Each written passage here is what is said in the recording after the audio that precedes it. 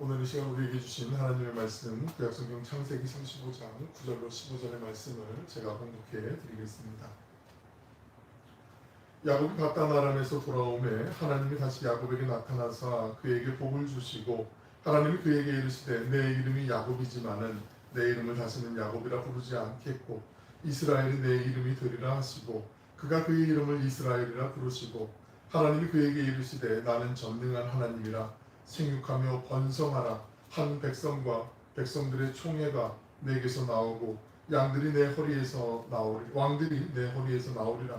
내가 아브라함과 이삭에게 준 땅을 내게 주고 내가 내 후손에게도 그 땅을 주리라 하시고 하나님이 그와 말씀하시던 곳에서 그를 떠나 올라가시는지라.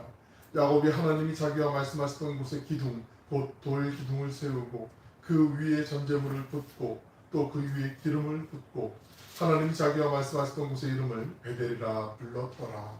아멘. 복된 주님의 주일에 오셔서 예배드리는 모든 분들 그리고 온라인으로 예배드리는 모든 분에게 주님의 은혜와 평강이 함께 하시길 축원합니다. 많이 더우시죠? 한주간 더우셨고 이번 주도 폭염이 가라앉는다는 예보는 없는 것 같은데 어제는 또 지진 예보가 또 문자로 오고 그래서 많이들 놀라시기도 하고 아무튼 기상재해가 갈수록 더 심해진다고 하는데 모쪼록 우리의 몸도 마음도 우리의 삶의 자리에서 또 우리의 영혼도 평안하시길 기도합니다. 지난 시간에 우리는 그 야곱이 세겜 땅에서 그 디나엘로 말미암아 시몬과 그 레위를 중심으로 일어난 그 복수국 거의 뭐 복수국이 상당히 끔찍한 지경까지 이르는 그런 상황 때문에 야곱이 노심초사했고 그 주변에 있는 부족들 다른 마을들의 사람들이 그들을 해코지 할까봐 염려하고 있는 찰나에 드라마틱하게도 하나님께서 야곱에게 찾아와 주시고 말씀을 하시죠. 일어나라. 그리고 내가 너를 만나서 베델로 올라가서 다시는 내려오지 말라. 그 약속을 이제 듣게 돼요. 그러면서 야곱이 자녀들 그리고 가족들 친솔들에게 자 우리가 하나님의 말씀이 이렇게 있는데 다시 이 숲곳을 떠나서 하나님의 말씀 그 약속을 주셨던 베델로 우리가 올라가자 이렇게 얘기를 하면서 우리의 더러워진 몸과 우리의 마음도 정결하게 하고 의복도 단정하게 하고 그리고 우리가 갖고 있었던 그 이방 신상, 그 우상들을 다 버리자라고 얘기하는데 가족들이 그 영적인 권위가 세워진 야곱의 말을 또 순종하고 따르면서 그 자기들이 갖고 있던 그 신상들을 다 금모경동은 아니지만 그래도 다 장신구까지 다 모아가지고 다 그 상순나무 아래 다 묻게 됐죠. 그러고 나서 제단을 쌓으면서 베델의 하나님 그런 제사를 지내게 된다는 말씀을 드렸어요. 그리고 자기 어머니 리브가의 유모였던 드보라를 또 자매를 잘 정성껏 이제 지내드리면서 야곱이 한층 더 성숙해졌음을 이전까지는 자기 중심적이었는데 이제는 내가 굳이 돌보지 않아도 되는 사람들까지 호의를 베풀고 지극정성으로 돌봐드리고 또 그 하나님의 사랑을 나누었던 그 성숙한 모습의 야곱을 우리가 나누었어요. 오늘은 이제 그 이어지는 말씀인데 이제 그 이어지는 상황에서 야곱에게 하나님이 지난날 약 10년 전에 일어났던 사건을 다시 한번 회상을 시켜주시는 부분부터 오늘 말씀 시작을 하거든요. 우리 같이 한번 9절 10절에 있는 말씀을 읽어보겠습니다. 시작. 야곱이 비단 아람에서 돌아오매 하나님이 다시 야곱에게 나타나사 그에게 복을 주시고 하나님이 그에게 이르시되 내 이름을 야곱이지만 내 이름을 다시는 야곱이라 부르지 않겠고 이스라엘이 내 이름이 되리라 하시고 그가 그의 이름을 이스라엘이라 부르시고 아멘. 이게 창세기 32장을 통해서 우리가 다 알고 찾아봤던 내용이잖아요. 형 에서가 장정 400명을 이끌고 군사 400명을 이끌고 자기를 만나러 온다는 이야기를 하면서 야곱이 상당히 뭐 직감적으로 알죠. 아 나를 이제 복수하러 오는구나 알게 되죠. 그러면서 아주 산모에 능했던 그 야곱이 자기가 갖고 있었던 그 많은 재물들, 특별히 짐승들을 중심으로 해서 크게 여러 패를 나누게 돼요. 그리고 이제 호의를 베풀려고 하는데 이게 잘 통하지 않을 것 같아요. 그리고 가족도 나누게 되고 먼저 다 강을 건너게 한 다음에 자기 혼자 그 야복강 그 강가에 이제 홀로 남아 있었죠. 어떻게 할까 막 이러다가 갑자기 불현듯 천사가 나타나게 되고 그 천사의 허리춤을 잡고 밤새도록 씨름을 하잖아요. 이거 알아봐. 그런데 절대로 나를 축복해 주기 전까지는 난 놓을 수가 없습니다. 천사가 어쩔 수 없이 이제 동이틀 무렵이 되자 야곱에게 물어보잖아요. 네 이름이 뭐냐? 제 이름은 야곱입니다. 그때 천사가 네 이름 다시는 야곱이라 하지 마라. 이스라엘이라 하라라고 얘기한 게 32장의 내용이었고 오늘 지금 함께 계신 9절 10절에서 다시 한번 그 이야기를 하나님이 이제 상기시켜 주시는 거거든요. 야곱이 나 이제 형 앞에 내 꼼짝없이 죽게 되었구나. 이제 내가 지금 그래도 고생하면서 20년 동안 하나님 땅에서 벌었던 자수성가 했던 이 모든 것들이 물거품 되는구나. 이런 절망에 빠져 있을 때 하나님 찾아와 주신 거잖아요. 하나님은 우리가 마음을 정말 어떻게 하지? 큰일 났네 하고 낭망하고 있을 때, 절망하고 있을 때 우리를 찾아와 주시는 하나님이시잖아요. 절망 속에서 천사를 만났고 천사를 붙잡았어요. 야곱이라는 이름은 누가 지어줬을까요? 부모님이 지어줬겠죠. 그런데 한번 이것도 한번 우리가 좀 생각해 볼 필요가 있어요. 한번 곰곰이 한번 묵상해 볼 필요가 있어요. 아브라함, 이삭, 야곱, 요셉 이렇게 믿음의 조상들의 계보를 우리가 알고 있기 때문에 그냥 믿음의 조상 중에 한 명이라고 생각하는데 야곱이라는 이름의 원래 뜻은 붙잡는 자, 움켜잡는 자, 남의 것을 빼앗는 자 이런 뜻이 담겨 있는 이름이거든요. 만약에 우리 이름이 뭐 거짓말쟁이, 사기꾼, 뭐 나쁜 녀석 뭐 이런 게 담겨 있는데 부모님이 그 이름을 지어줬어요? 어렸을 때 자라면서 친구들하고 부르잖아. 뭐 개똥아, 뭐 홍길동, 뭐 이름을 부를 거 아니에요? 이름을 부르는데 저 거짓말쟁이, 저 남의 것을 빼앗는 자, 속이는 자, 저 사기꾼 이런 이름을 계속 불리면 그 뜻을 모를 때는 상관이 없는데 그 뜻을 알아가면 내 이름 왜 이러지? 이게 뭐지? 놀리는 것도 아니고 근데 결혼해서도 자기 아내가 사랑스러운 아내가 어머 내 사랑하는 사기꾼 뭐 이러면은 이건 말도 안 되잖아요. 되게 웃기잖아요. 그런데 자녀들 낳는데 자녀들이 또 아빠 부르는데 아빠 이름을 불러요. 그러면 마음 정말 답답했을 거 아니에요? 절망밖에 나올 게 없는 이름이 야곱이었어요. 근데 하나님이 그 이름을 바꿔주세요. 이스라엘로. 이스라엘이라는 이름의 뜻은 우리가 잘 알고 있지만 문자적으로는 하나님과 겨뤄 이겼다. 근데 사람이 하나님을 겨뤄서 이길 수 없죠. 말도 안 되죠. 그런데 이 뜻은 하나님이 야곱을 인정해줬다. 야곱의 믿음을 인정해줬다. 야곱의 의지를 그래 너 야곱 내가 알았어 라고 인정해 주셨다는 뜻에서 이스라엘이라는 그 복된 이름으로 바꿔주신 거 아니겠어요? 이처럼 하나님은 다시 넘어질 수밖에 없었고 그리고 옛 모습으로 돌아갈 수밖에 없었던 그 야곱과 우리에게 복된 말씀을 주시는 거예요. 다시는 야곱이라 부르지 않겠고 이스라엘이라 부르겠다. 몇 번이나 반복이 돼요. 이사야서에도 봐도 지렁이 같은 벌레 같은 거 야곱아라는 이름이 나오거든요. 근데 야곱은 이후에도 야곱과 이스라엘이라는 이름이 혼재돼서 사용이 돼요. 우리의 모습이 천국에 갈 때까지 주님 품에 안길 때까지는 늘 언제나 우리의 옛사람과 끊임없이 싸우게 되잖아요. 내가 은혜 받고 하나님께 나아가려고 결단하고 그렇게 살려고 몸부림칠 때는 그래도 어느 정도 이스라엘인 것처럼 보이는데 그게 조금 지나고 나면 그래도 내 생각이 좀 앞서게 되고 이렇게 잘 되는데 뭐 그냥 하나님 조금만 계셔보세요. 제가 좀 해볼게요. 뭐 이럴 때는 또 다시 옛사람 야곱의 모습이 드러나는 게 우리 연약한 인간의 본성 아니겠어요? 그런데 이 야곱이 우리의 모습을 잘 대변해 주는 거라고 생각을 해보게 됩니다. 야곱 더 이상 이제 너는 이스라엘이라고 불러야 돼. 야곱이라고 부를 수 없어. 내가 그렇게 부를 거야 라고 하나님 말씀해 주신 건 네 은혜로 되는 게 아니라 내 은혜로 되는 것을 너 알고 있지 않니? 다시 한번 각인을 시켜주는 거잖아요. 어느 곳에 가서라도 이스라엘로 살아가라고 말씀해 주시는 거죠. 이 복을 야곱에게 부어주신 거죠. 근데 이게 끝이 아니에요. 오늘 보면 35장 10절을 보시면 야곱의 이름을 불러주시는 분이 10절 말씀 보시면 하나님이 그에게 이르시되 하나님이 불러주셨다라고 말씀하고 계세요. 자기 스스로 이름을 부르는 게 아니죠. 우리 가끔 보면 우리 주변에 뭐 예수님을 믿지 않는 사람들 보면 가끔 나 사주를 봤는데 뭘 봤는데 내 이름이 별로 안 좋대. 그래서 이름을 좀 바꿔야 돼. 그래서 장명소 가서 이름 바꾸거나 이런 분들도 종종 있어요. 근데 그 이름이 돼서 잘 풀리는 경우가 있는지 모르겠지만 거의 뭐 별 변동이 없는 경우들이 많아요. 그냥 그 이름 부르기 좀 바꿔서 물론 이름이 너무 낡아져가지고 이름 바꾸는 경우는 어쩔 수 없다 치더라도 자기 스스로 이름 바꿨기 때문에 효과가 없어요. 이름이 바뀌어서 효과를 보려면 하나님이 바꿔주셔야 돼요. 하나님이 내 이름 야곱이라 하지 않고 내가 이스라엘이라 부르겠다 인정해 주겠다 하나님이 하시면 그 속에 효과가 있어요. 아브람 민족의 아버지였던 아브라함을 아브라함 모든 민족 열국의 아버지로 하나님 바꿔주셨잖아요. 사레를 사라로 바꿔주셨잖아요. 시므온을 베드로로 하나님께서 시몬을 바꿔주셨잖아요. 하나님의 이름을 바꿔주셨을 때 그 안에 능력이 생기는 거고 복이 임하는 거죠. 그런데 우리의 이름도 하나님이 바꿔주신 거 아세요? 내 이름 그대로 쓰는데 뭘 바꿔줘 이렇게 궁금해하실 수 있고 의아해하실 수 있는데 우리를 하나님의 아들 누구 하나님의 딸 누구로 바꿔주신 거예요. 마치 그 귀족들 보시면 귀족들 이름 앞에 뭐 자기 같은 게 있잖아요. 공작, 백작, 뭐 후작, 남작 뭐 이런 자기들이 있는 것처럼 뭐 영국식으로는 로이드 뭐 이런 게 들어가고 독일어는 폰이라는 게 이거는 그냥 오브 영어의 그 오브와 같은 뜻이거든요. 이게 귀족을 뜻하는 건 아니거든요.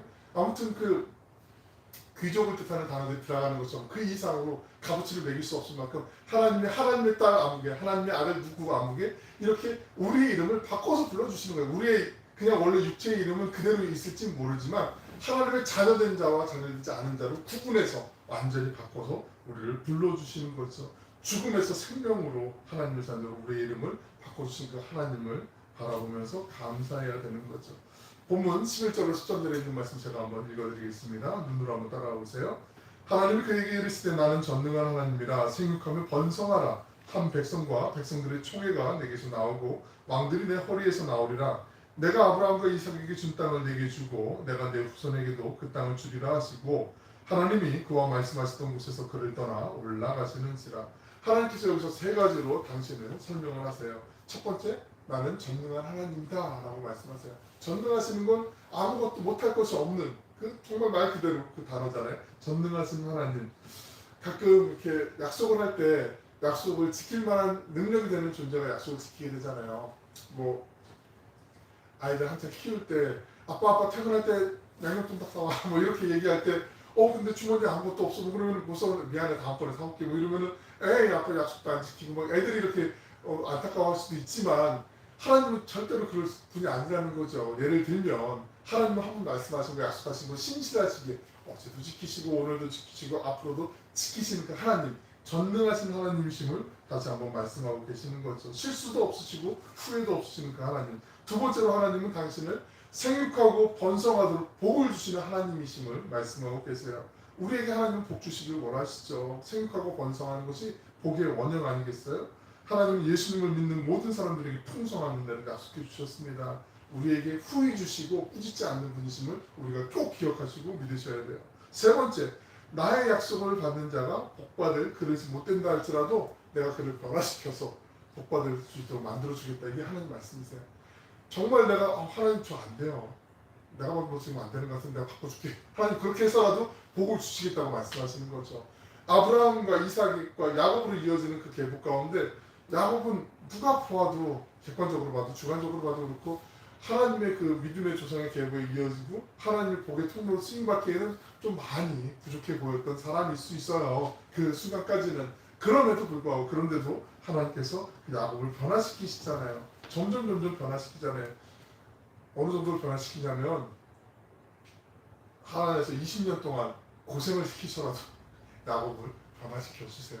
그러면서 하나님을 만나게 하시고 깨닫게 하시고 하나님을 다시 한번 붙잡을 수 있도록 하나님을 바꿔주시는 거죠. 우리도 그렇게 하나님이 바꿔주실 줄로 믿습니다. 하나님께서 모든 만물을 창조하시고 인간을 창조하시며 생육하고 번성하라고 하신 그 말씀을 야곱에게 주시면서 한 백성과 11절에 보시면 백성들 총회가 내게서 나올 거라고 말씀하세요. 이건 한 나라가 나온다는 뜻이거든요. 아브라함에게 주셨던 그 후손의 약속들, 하늘의 묵별을 세워보아라, 바다의 모래알을 세워보아라, 네가 셀 수 있니?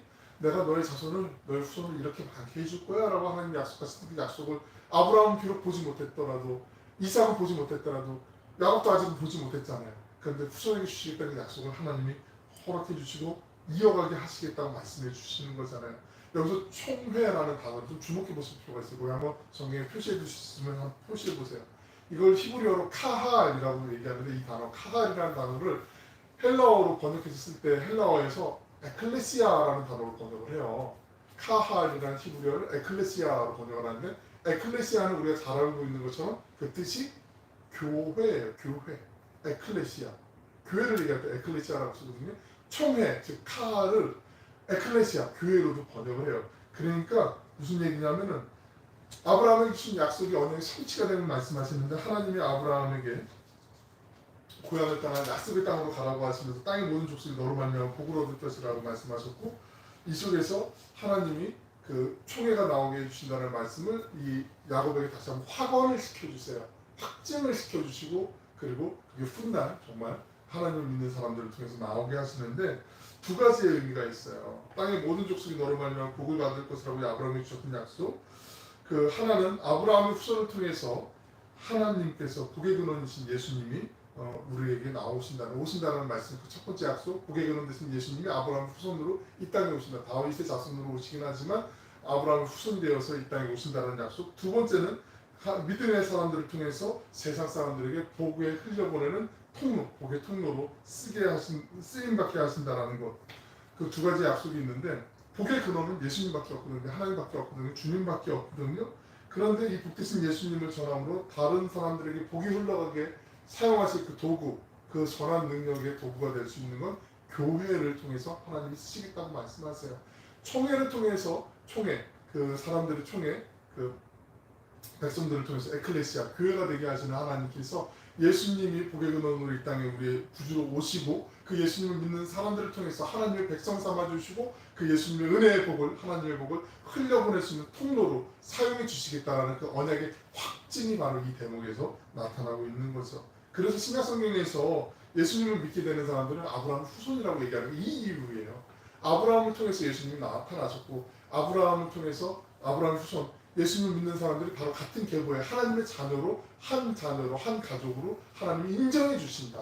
우리의 의로는 절대로 의인이라고 칭함받을 수 없지만 예수님을 믿는 믿음으로 우리를 의롭다 칭해 주신 그 칭의, 우리를 믿는 믿음 하나로 우리를 의인으로 불러주시는 그 칭의에 그 은혜가 있는 것처럼 하나님이 우리를 아브라함의 후손으로 불러주시겠다. 예수님 믿는 사람들은 그렇게 신약에서 말씀하고 있는 거죠. 놀라운 것은 허물 많고 죄 많았던 그 야곱을 통해서 한 나라가 나오고 교회가 나온다는 약속을 주신 거잖아요. 성경을 보면 주님께서 교회를 세운다라는 그 말씀을 두 사람에게 하세요. 그 두 사람이 구약에는 야곱이었고 신약에는 베드로. 베드로 잘 아시는 예수님의 제자. 하지만 예수님의 제자 베드로가 우리 사도행전에서 봤던 베드로와 그 이전에 복음서의 예수님과 함께 다녔던 그 베드로의 모습이 좀 사뭇 다르잖아요. 예수님이 십자가에 달리시기 전날 밤 베세다의 뜰에서 예수님을 세 번이나 모른다고 부인했던 사람이 베드로였다라는 걸 잘 알고 있어요. 하지만 그 베드로 위에 베드로의 이름이 피터잖아요. 페트로스라는 단어인데 그 위에 반석 위에 내가 내 교회를 세우겠다. 이 반석은 뭐 큰 바위 정도가 아니에요. 엄청나게 넓은 그 지대, 넓은 지대. 그러니까 그냥 작은 돌멩이 하나가 아니라 그 페트로스가 아니라 페트라.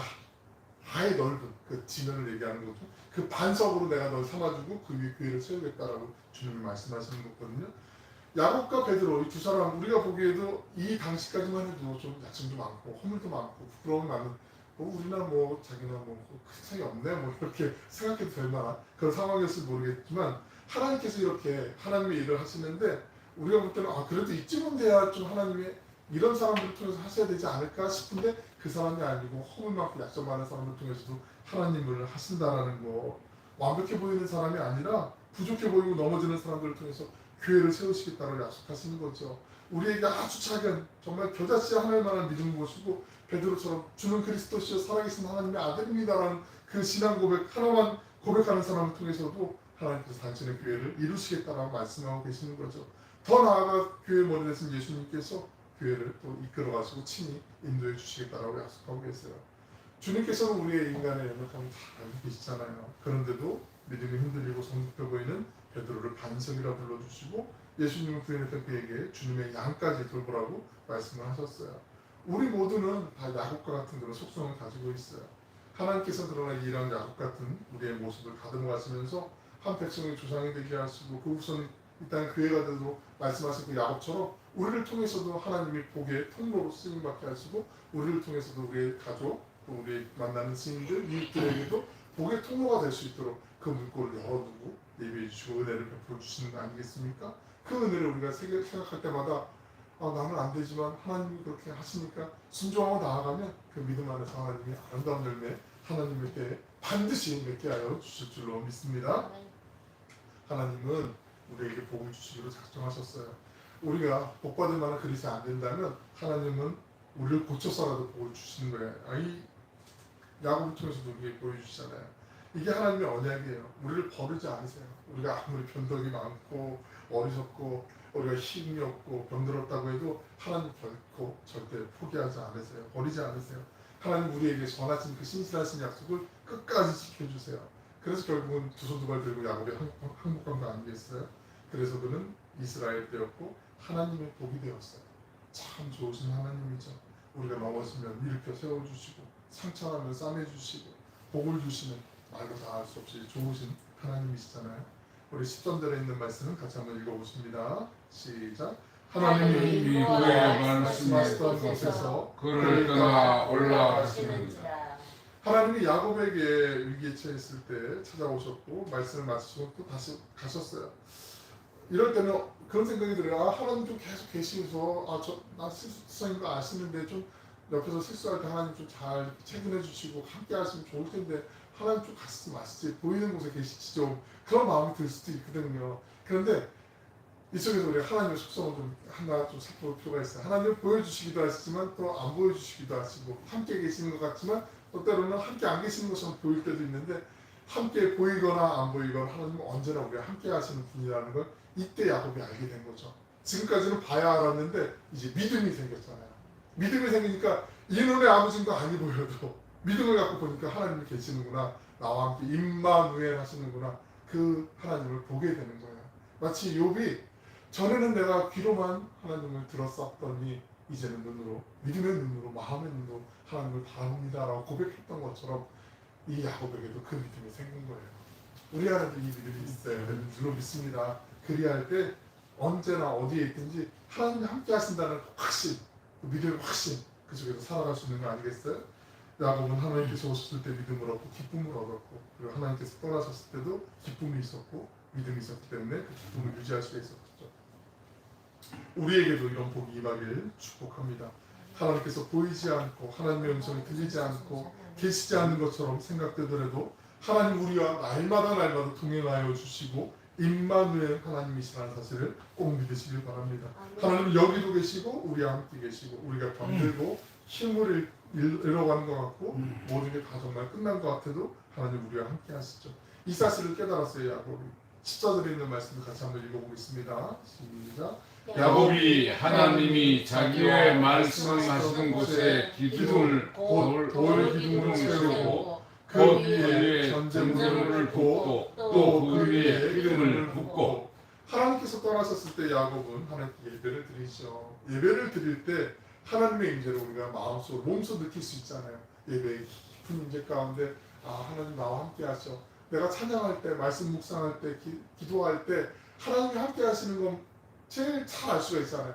지금 아무것도 안 하고 있을 때, 하나님이 안 보이고 하나님이 안 계신 것 같을 때 찬송 부르고 기도하고 말씀 묵상하면 그 속에서 맞아, 하나님 계신데 내가 왜 딴 생각했지? 하나님이 계시잖아. 우리의 마음의 중심을 다시 하나님께 돌이킬 수 있는 거 아니겠어요?